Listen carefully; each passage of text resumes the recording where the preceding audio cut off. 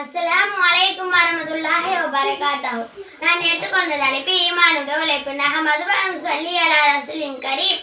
அம்மாவத் கண்ணியமிக்க பெரியோர்களே, அல்லாஹு தாலா தான் அளிக்கிறான். நம் அனைவரும் ஈமான் என்று பாக்கியத்தை வழங்கியுள்ளோம். இது மாபெரும் செல்வமாகும். இதோடைய சிறந்த செல்வம் வேறு ஒன்றும் இல்லை.